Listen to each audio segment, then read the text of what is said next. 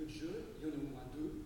Donc Fanny Charmet et Jean-François Gautreau. Alors c'est vrai que c'était un grand plaisir de découvrir cette bataille, cette charte que vous nous offriez au sein d'un couple. Alors, oui, pardon, voilà, j'oublie, excusez-moi.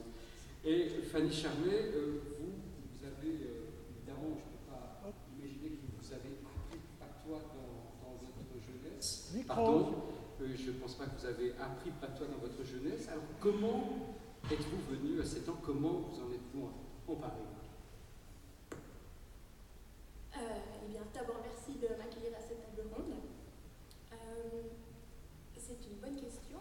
Je crois qu'avant tout, je me suis toujours posé des questions parce que on remarque que les noms des villages du canton de Vaud, par exemple, sont quand même très différents des noms de lieux, de villages de France. On remarque qu'on a des noms de lieux, des toponymes qui sont quand même qu'on ne comprend pas et qu'on pense que derrière ça veut quand même dire quelque chose.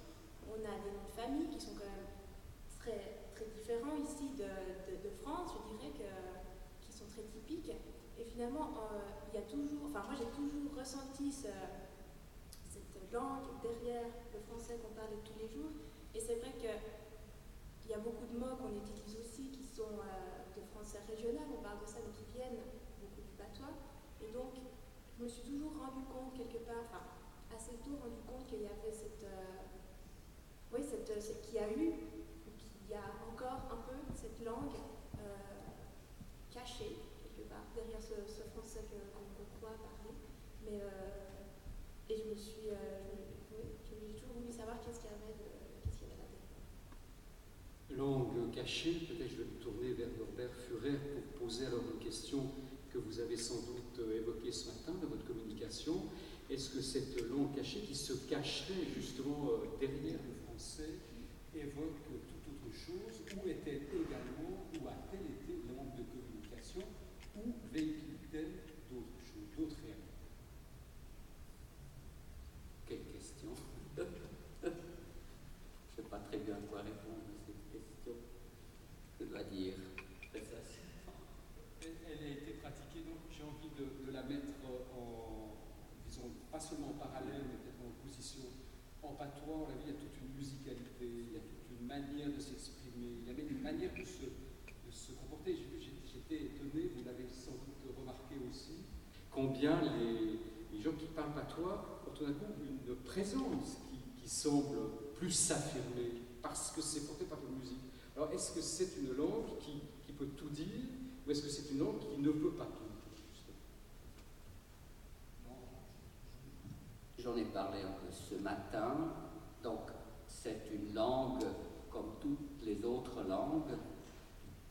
J'ai étudié la linguistique. Une des premières choses qu'on nous a apprises à l'époque, c'est que toutes les langues se valent d'un point de vue purement linguistique. Et chaque langue représente une façon d'interpréter le monde et de communiquer d'une façon particulière. Donc, ça, tout le monde est d'accord là-dessus, enfin, devrait être d'accord là-dessus, que le patois, tous les dialectes sont des langues comme les autres, d'un point de vue purement linguistique, donc elles se valent. D'un point de vue social, sociologique, ce n'est pas le cas. Les langues sont, moi j'appelle ça objectivées, sont vécues, sont traitées différemment selon leur statut social, selon la façon de les pratiquer, etc. Et la grande différence qui existe entre les dialectes et les langues dites standards, je l'ai dit ce matin, mais je le répète parce que c'est très important, c'est que les dialectes sont des langues qu'on appelle vernaculaires, c'est des langues qu'on apprend de la bouche de sa mère, si possible de son père, donc gratuitement, il faut le dire, et ce sont des langues qui ne sont pas sous la pression d'une norme quelconque, enfin en tout cas pas d'une norme étatique ou d'une autorité quelconque, scolaire ou j'en sais rien, ou ecclésiastique. Donc on est, je parle suisse-allemand, peut-être que les patois ont justement ce même sentiment, c'est une langue, et c'est pas une blague, c'est vraiment comme ça, où on est beaucoup plus libre qu'on n'a pas dû acheter, d'ailleurs on n'a rien payé pour, donc on n'a aucun compte à rendre à qui que ce soit.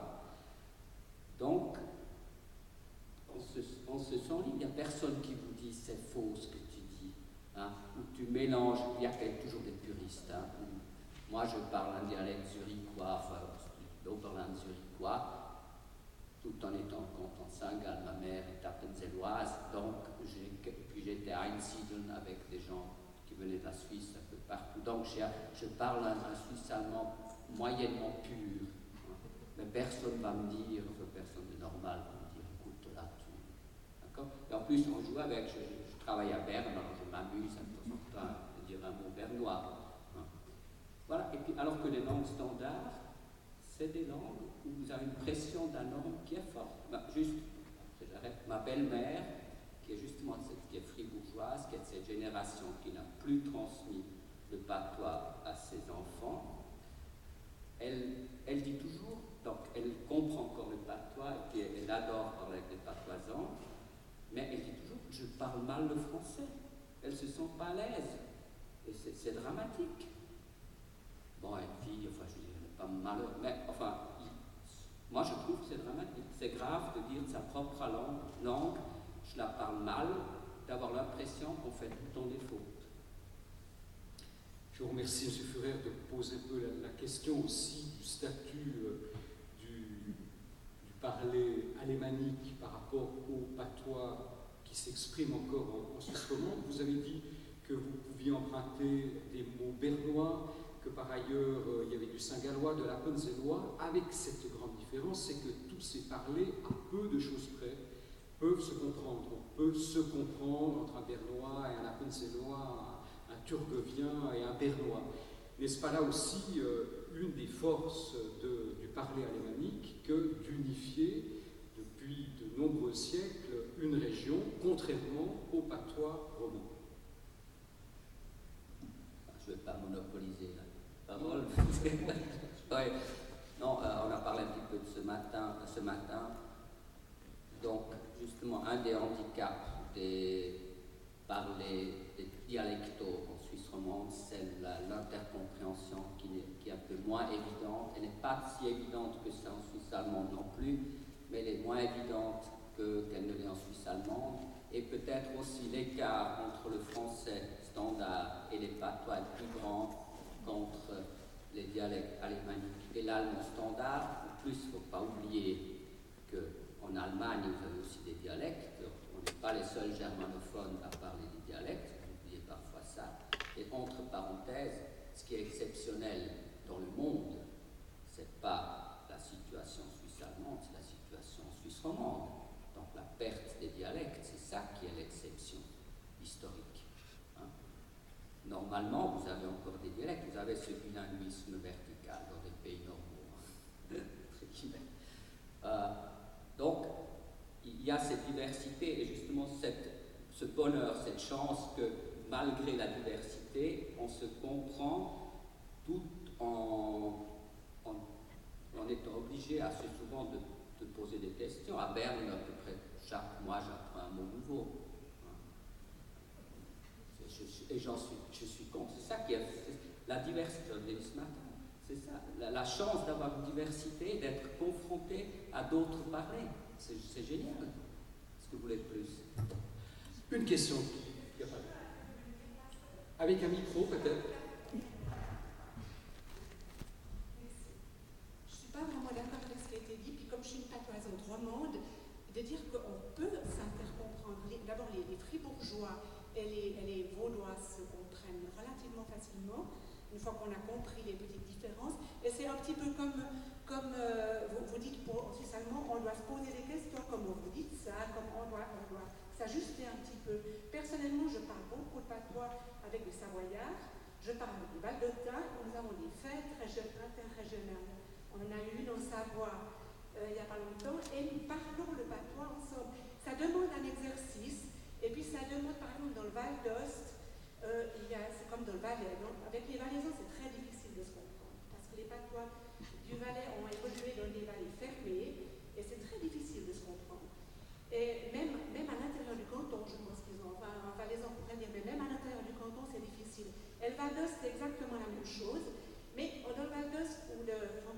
ancestral et encore très vivant, ils ont l'habitude de passer d'un patois à l'autre.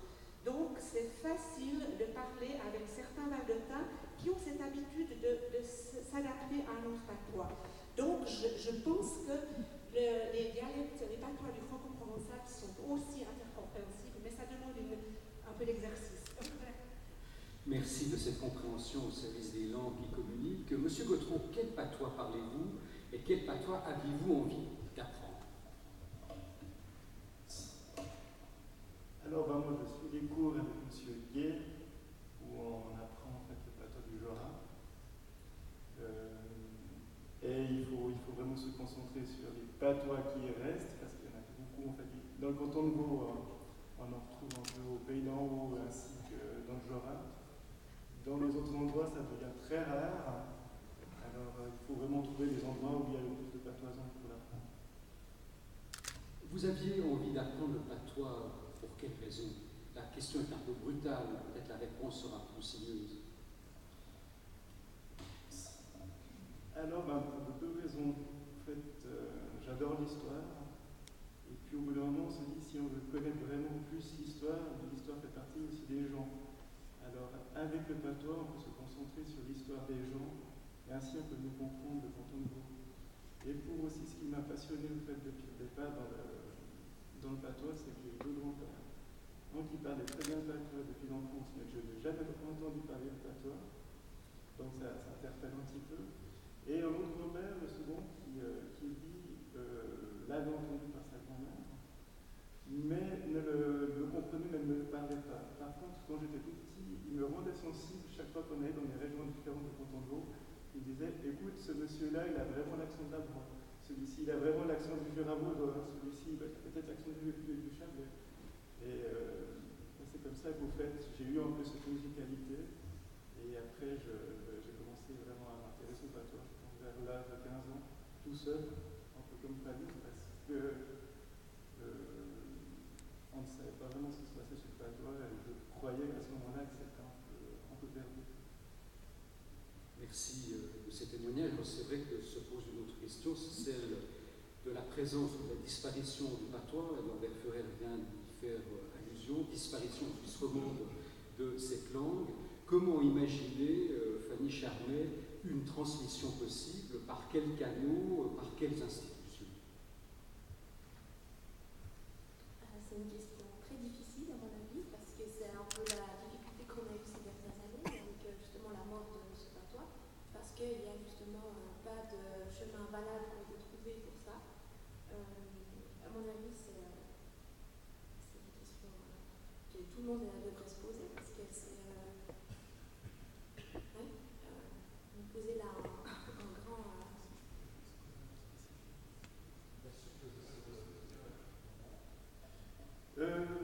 Moi, je me suis aussi intéressé au patois, mais là, il y a eu un travail il y a 3 ans pour cela, il y a le dictionnaire qui est sorti, le nouveau dictionnaire de patois vaudois.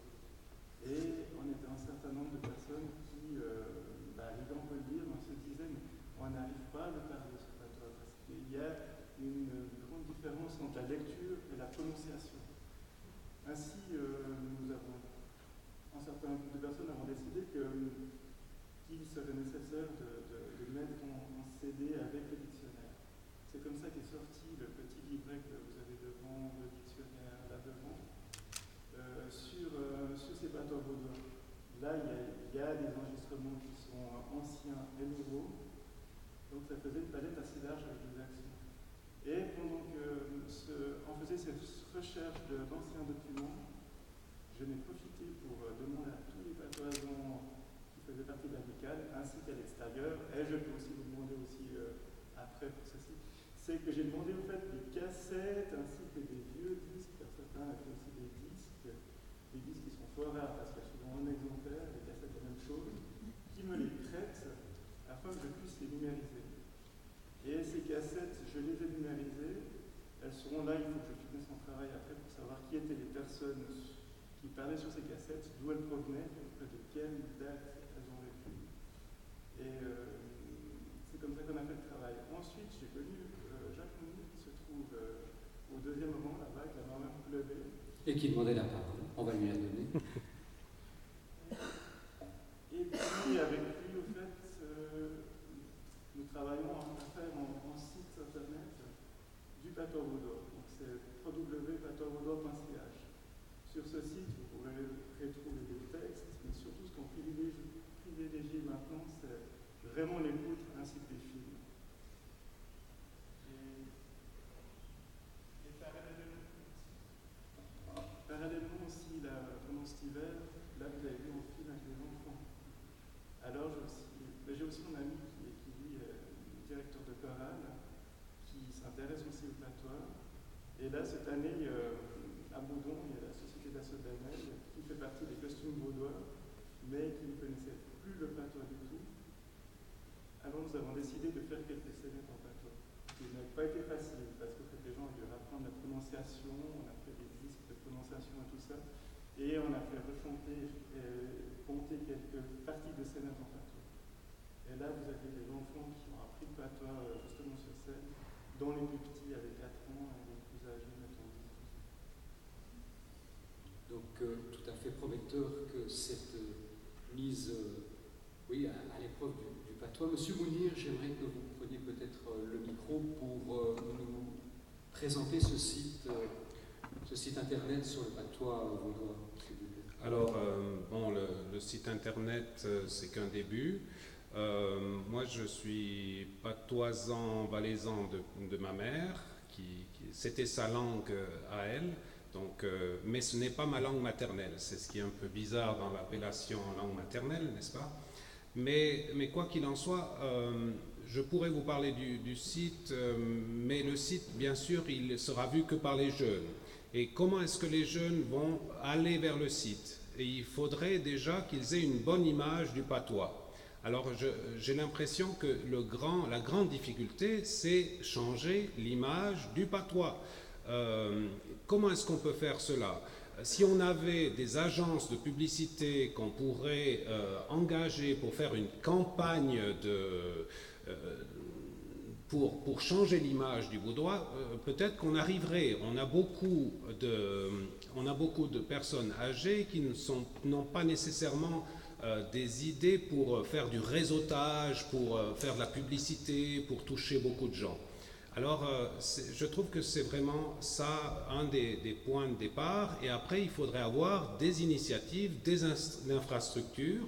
En Valais, on a M. Bernard Bornet, qui est un ancien conseiller d'État, qui a mis en place toute une commission du patois pour essayer de soutenir les initiatives dans tous les villages.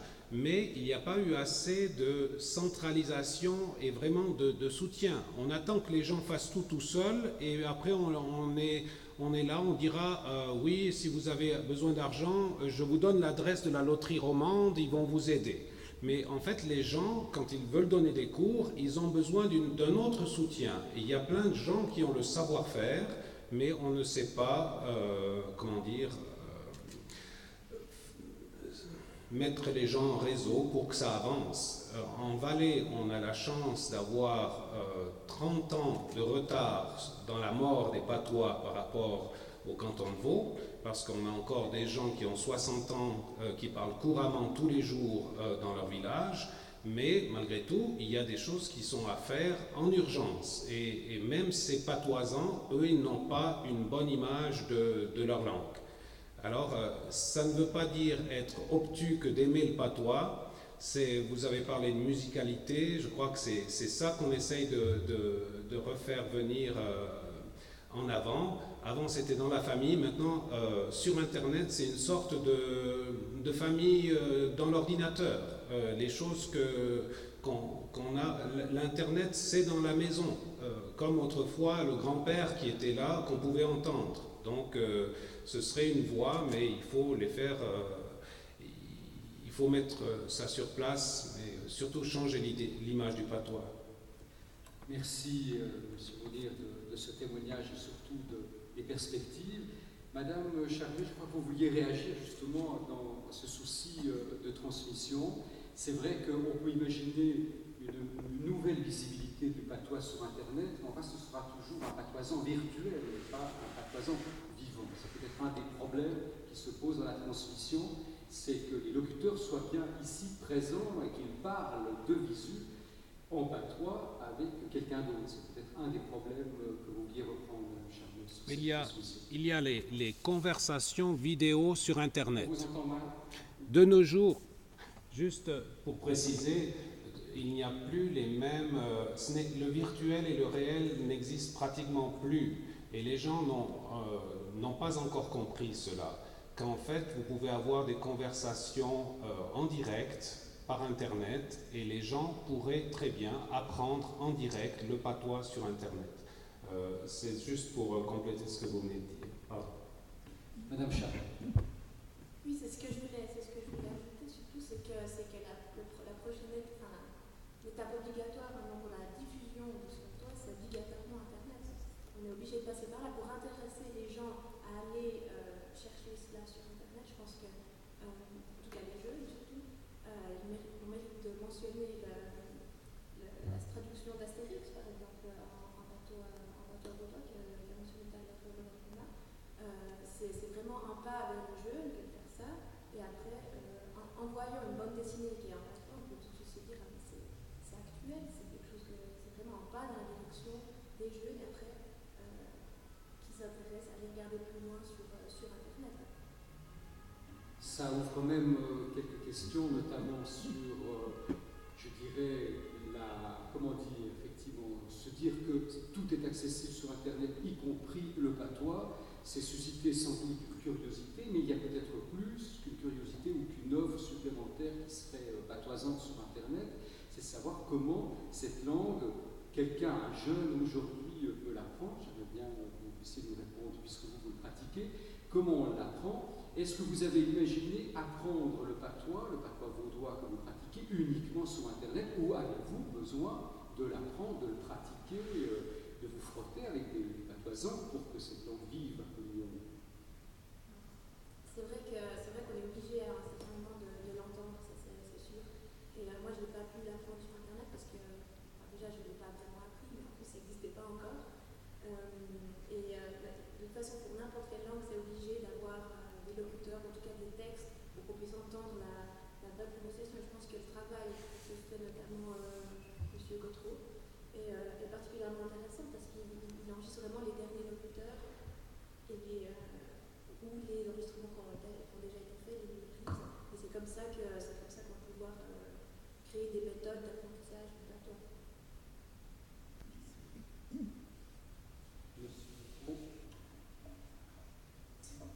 Et c'est comme ça aussi que je l'ai appris au fait, en écoutant tous ces enregistrements que je faisais. Alors il y avait une partie où j'écoutais aussi les assemblées de Madame Bouvin ainsi que toutes les personnes, mais aussi ces cassettes m'ont permis d'avoir l'oreille et puis de comprendre aussi des textes, sans avoir, de comprendre des scénettes ou ce genre de choses, sans avoir le texte sous les yeux. Et ça c'est très important. Parce que le patois c'est aussi vraiment à la base aussi une langue parlée. Marie-Louise